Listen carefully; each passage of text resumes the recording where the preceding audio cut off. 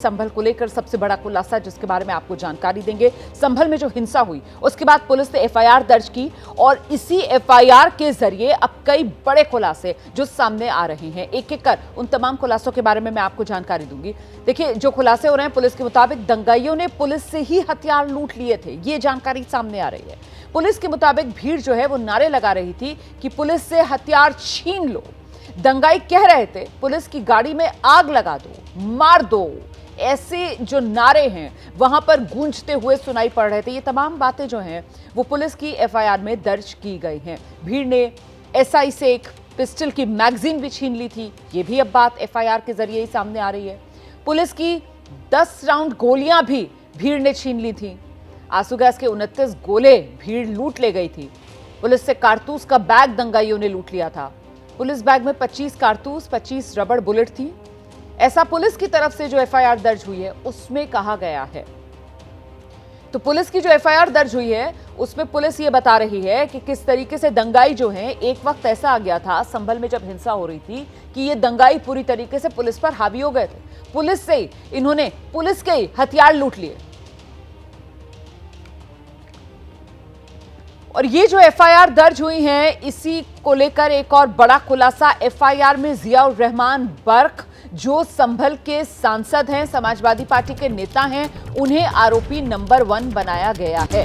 Number 1 पर जिस आरोपी का नाम लिखा है वो संभल के सांसद जियाउर रहमान बर्क हैं। नंबर 2 पर जिस आरोपी का नाम लिखा गया है वो सुहेल इकबाल है जो स्थानीय विधायक के बेटे हैं। एफआईआर के मुताबिक जियाउर रहमान बर्क ने राजनीतिक लाभ के लिए भीड़ को उकसाया। एफआईआर के मुताबिक सर्वे के दौरान भीड़ में सुहेल इकबाल खुद मौजूद थे। इस एफआईआर के मुताबिक हिंसा से 2 दिन पहले संभल के सांसद जियाउर रहमान बर्क प्रशासन की बिना अनुमति के जामा मस्जिद पहुंच गए। वहां जाकर उन्होंने जो भाषण दिया उस भाषण के जरिए उन्होंने लोगों को उकसाने का काम किया और वही भाषण पुलिस की एफआईआर के मुताबिक इस हिंसा की वजह बना। इसीलिए संभल के सांसद जियाउर रहमान बर्क को पुलिस ने अपनी एफआईआर में आरोपी नंबर 1 बनाया है। इस बीच एक और बड़ी खबर, संभल हिंसा पर समाजवादी पार्टी की तरफ से प्रोफेसर रामगोपाल यादव बड़ा आरोप लगा रहे हैं। संभल में लोगों को न्याय नहीं मिल रहा, ये कह रहे हैं प्रोफेसर रामगोपाल यादव। पुलिस वालों पर एफआईआर क्यों नहीं की गई, ये सवाल प्रोफेसर रामगोपाल यादव की तरफ से पूछा जा रहा है कि जितनी एफआईआर है वो सब पुलिस की तरफ से ही दर्ज की गई है, लेकिन जो पुलिस वालों पर एफआईआर की मांग कुछ स्थानीय लोगों की तरफ से की जा रही है वो मांग अब तक पूरी क्यों नहीं हुई, पुलिस वालों पर एफआईआर क्यों नहीं हुई, ये कहकर समाजवादी पार्टी एक बार फिर से जोरदार घेराबंदी स्थानीय प्रशासन की करते हुए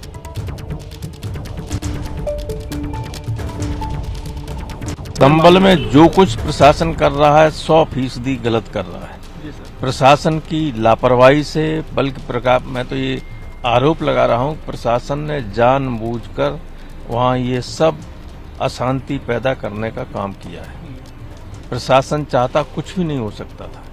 प्रशासन ने ही लोगों को जो जा रहे थे मस्जिद में नारे लगाते हुए उकसाया और ये प्रदर्शित किया कि जैसे मस्जिद पे लोग कब्जा करने जा रहे हैं, जिसकी वजह से ये सब कुछ हुआ। हीरापुर और कुनरकी में प्रशासन ने जबरदस्ती वोट डाले थे, वो उसकी चर्चा कहीं न हो, इन्होंने ये व्यवस्था करवा दी कि वो चर्चा बंद हो जाए और ये चले।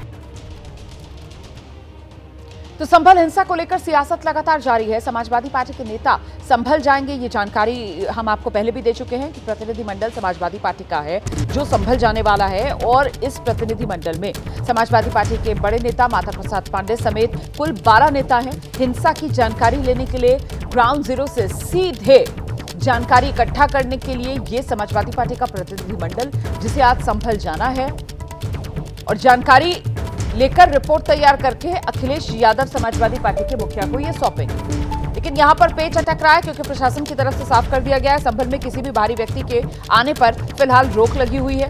ऐसे में प्रशासन की तरफ से साफ कहा जा रहा है कि जो प्रतिनिधिमंडल समाजवादी पार्टी का संभल की तरफ कूच करेगा उसे संभल की सीमा में नहीं आने दिया जाएगा। संभल की सीमा से पहले ही इन्हें रोक दिया जाएगा।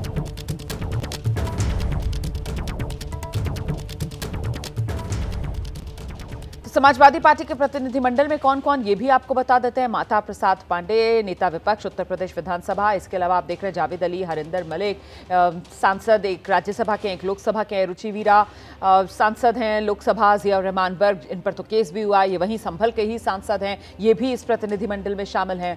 तो ये वो चेहरे हैं समाजवादी पार्टी के नेताओं के जिन्हें शामिल किया गया है प्रतिनिधिमंडल में। इसमें नीरज मौर्य भी हैं जो सांसद हैं लोकसभा के, और नवाब इकबाल जिनके बेटे का नाम एफआईआर में दर्ज है, विधायक है स्थानीय, और पिंकी यादव भी विधायक, साथ ही कमाल अख्तर एक और विधायक यहाँ इस इलाके से आते हैं। समाजवादी पार्टी के प्रतिनिधिमंडल में इनको भी शामिल किया गया है।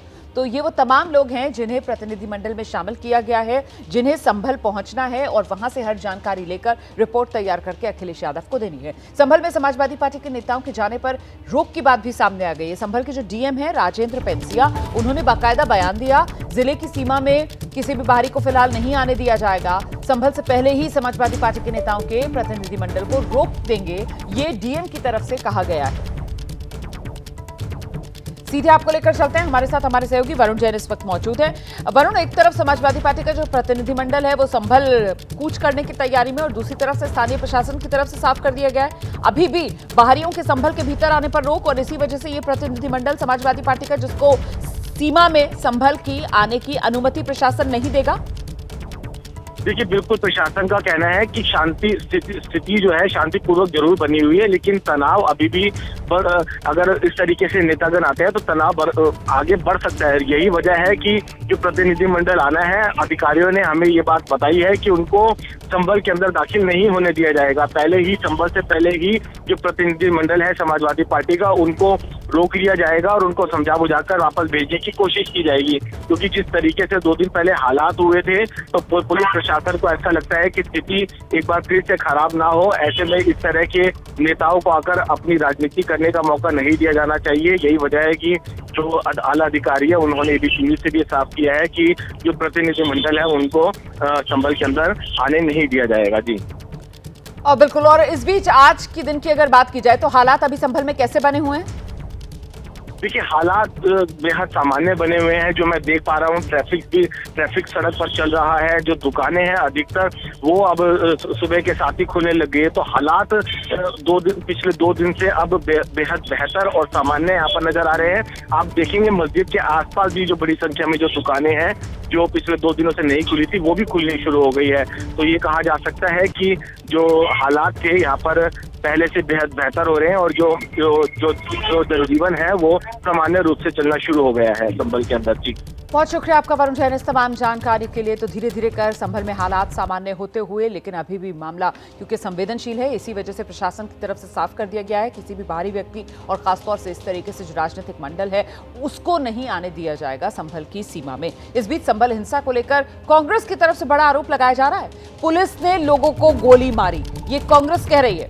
इमरान मसूद कांग्रेस के सांसद हैं, उनकी तरफ से बयान दिया गया है पुलिस वालों पर हत्या का केस दर्ज हो, ये मांग इमरान मसूद की तरफ से की जा रही है। भड़काऊ नारे क्यों लगाए गए, इमरान मसूद ये सवाल पूछ रहे हैं।